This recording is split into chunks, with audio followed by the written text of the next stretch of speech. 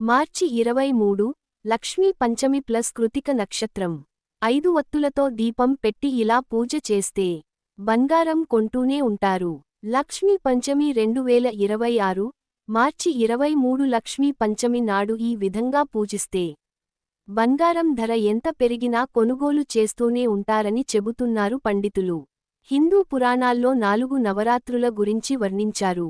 కానీ ఎక్కువ మంది మాత్రం దసరా సమయంలో, అలానే ఉగాది నాటి నుంచి ప్రారంభం అయ్యే చైత్ర నవరాత్రులనే పాటిస్తారు. ఈ నవరాత్రి 9 రోజులు అమ్మవారిని 9 రూపాల్లో కొలుస్తారు. ఈ క్రమంలో చైత్ర మాసంలో వచ్చే వసంత నవరాత్రులలో 5వ రోజును లక్ష్మీ పంచమిగా జరుపుకుంటారు. ఈ రోజున లక్ష్మీదేవి అనుగ్రహం కోసం చేసే పూజలు ఆర్థిక ఇబ్బందులను తొలగించి సుఖసంతోషాలను ప్రసాదిస్తాయంటున్నారు పండితులు. ఈసారి లక్ష్మీ పంచమి మార్చి 23, 2026 సోమవారం, కృత్తికా నక్షత్రం నాడు రావడం మరింత విశేషం అంటున్నారు పండితులు. మార్చి 23, 2026 సోమవారం పూజ చేసుకోవాలి. దీపారాధన, ఆవు నెయ్యితో 5 లేదా 6 వత్తులు వేసి దీపారాధన చేయాలి. 5 వత్తులు బుద్ధి, విద్య కోసం అయితే 6 వత్తులు ధన, ధాన్య మరియు సౌభాగ్యం కోసం పెడతారు. అభిషేకం, లక్ష్మీ పంచమి నాడు ఇంట్లో ఉన్న వెండి, బంగారు ఆభరణాలను శుభ్రం చేసి వాటికి పంచామృతం, సుగంధ ద్రవ్యాలతో అభిషేకం చేయాలి. పారాయణం, కనకధారా స్తోత్రం, అష్టలక్ష్మీ స్తోత్రం, శ్రీ సూక్తం లేదా లక్ష్మీ అష్టోత్తరాన్ని పఠించాలి. సంతానం కోరుకునే వారు సంతాన లక్ష్మీ స్తోత్రాన్ని 11 సార్లు చదవాలని పండితులు చెబుతున్నారు.